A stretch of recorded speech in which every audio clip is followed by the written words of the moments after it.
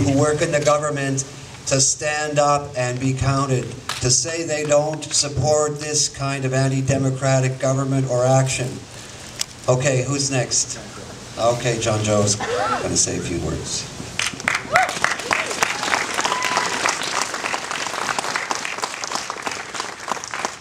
I have the eagle feather, and the eagle feather means I have to tell the truth.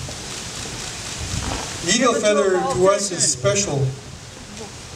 And on the hemlock trees there, we have an eagle feather. And we have to take him down through ceremony. Something that our national police force is denying us.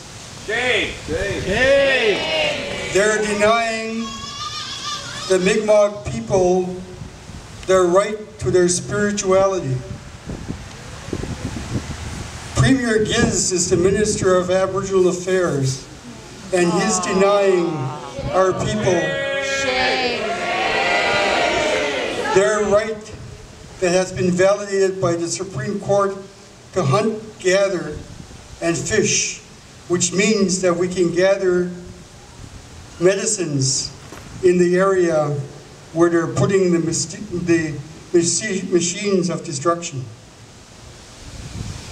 I was very appalled when I heard that they moved in to that area and one RCMP officer had taken one of the logs from the sacred fire and threw it in the stream.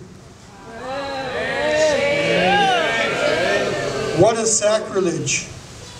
I wouldn't go into your church and take a candle and throw it out. I would be charged for desecration. That's right.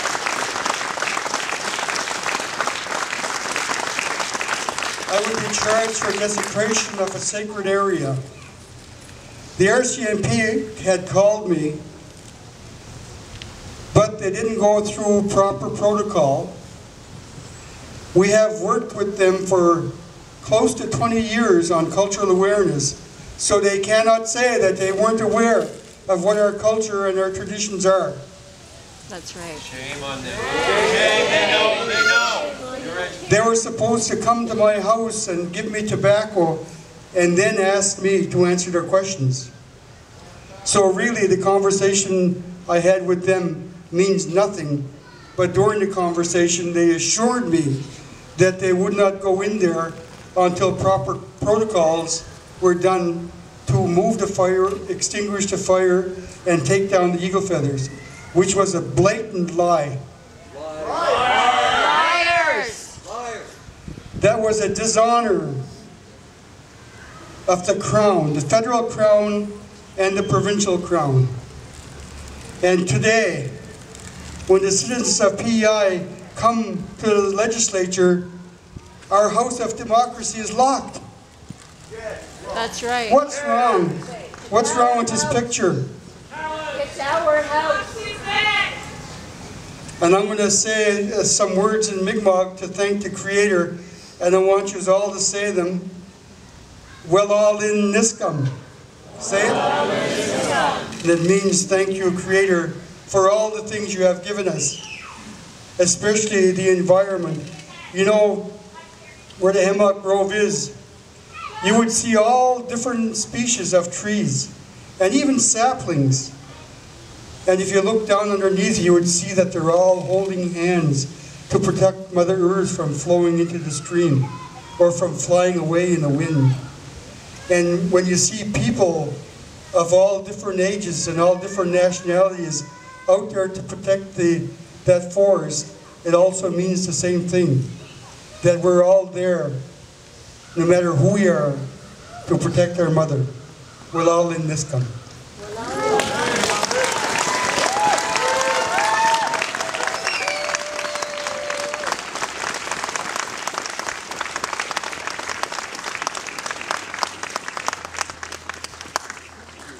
Thanks very much, John Joe.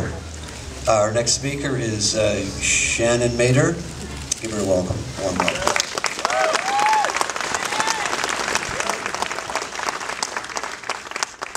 Thanks, everyone. I have nothing to say to these folks in here. and nothing really to say about this road, but rather something to say to the citizens of PEI. And that is that this is our island. They work for us. This is our democracy. And it is not enough that we show up and put a ballot in a box once every 4 years. It's not enough.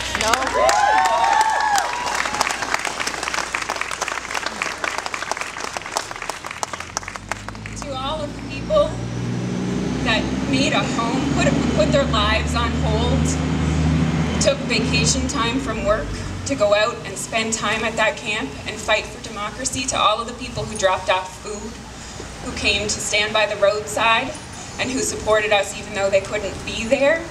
This is our democracy.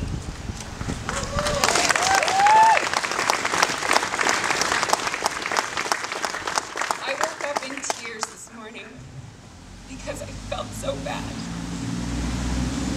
that I moved out of the way when this big machine was coming at me and when there were cops all around.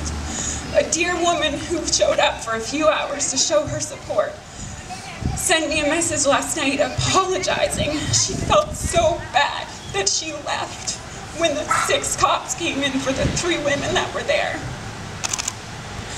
A good friend of mine who has spent nearly every waking hour out there at this camp called me last night apologizing because she went home to get a shower and get some rest and she couldn't be there. We have nothing to apologize for. They have something to apologize for.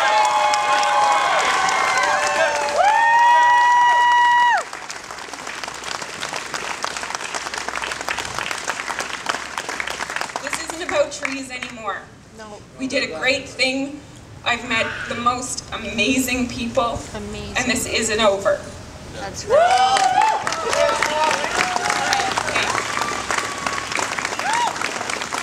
Thank you, Shannon. I guess it's my turn, and I want to ask you some questions. I want you to answer really loudly so that maybe, just maybe, the deafness that seems to be epidemic in this government will finally somehow be resolved. Do we have a right to civil liberties? Yes! Do we have a right to constitutional rights? Yes! Do we have a right to personal security? Yes! And personal safety? Yes! Do we have a right to have an RCMP force that doesn't lie to the public? Yes! Okay. Do we have a right to a hospital and occupational health system that responds to concerns and safety concerns on the site? Yes! Okay, so the trust, is there a trust between this government and the people of Prince Edward Island right now? No! It's been violated. Yes! Okay. And we know who's ultimately responsible. The Premier has hidden behind the minister, behind the bureaucrats for too long. It's ultimately his decision to call the RCMP in yesterday. 20 RCMP officers. That's right. They planned this raid. They were going to totally deny the Mi'kmaq sacred fire. They had no intention of upholding that. They don't know any better. They don't know any better. So I think, what do we want? Do we want a public apology from the Premier for calling in the RCMP? Yes! Do we want the Premier to resign? Yes! Thank you.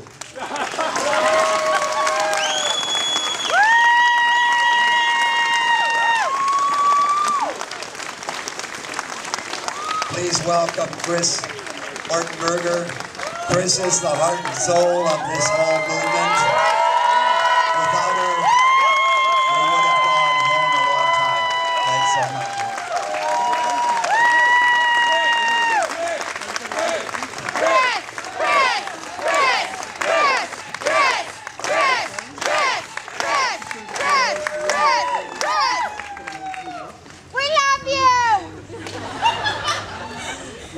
To-do list when I send out my next message would be ask for Premier's resignation. this is not the kind of rally I wanted to participate in, though we do seem to do a really good job with on-the-spot rallies. And thank you all for coming out on yet another day to and another stage in this Plan B fight. And someone once said to me that you have to stop thanking people, Chris. You have to stop thanking them because they're coming of their own accord. And I think there is some merit in that. We all are coming on our accord, and no one needs to be thanked for something that's coming from his or her heart. But thank you anyway. Thank you anyways, right? And I want to say, before I say where we're going next, to look back and thank people who stood together, who talked with each other, who said, something's wrong here, this is not right, we've got to get together and talk about this, and did that again and again and again. I asked Peter when we were putting together a timeline, can you put together a timeline of what we've done the past 10 months? And he said, okay, well, we met, and then we met some more, and then we had a petition, and then we met some more, and then we did a rally, and then we met some more, and then we did another rally, and we met some more, and that's pretty much what it's been like the past 10 months. But we've also had people from all over this island, be involved, and it wasn't just a couple of grumpy people in Bonshaw who get their, Birkenstocks up in a dinner over every last day, and it wasn't just those people in town that don't have enough to do or whatever. It was everyone realized that there was something wrong with this consultation when Plan A became Plan B. There was no consultation. Yes. That's right. It was always Plan A. There was no Plan A. That there was something wrong with this money trail, about where this money was going, and this lack of understanding that 50-cent dollars are still dollars you got to pay for. There's something wrong with the fact that it was going through this huge swath of land, that no one had bothered to look at the forestry maps properly before they got out the Google Earth pen, and that there is just something wrong with the fact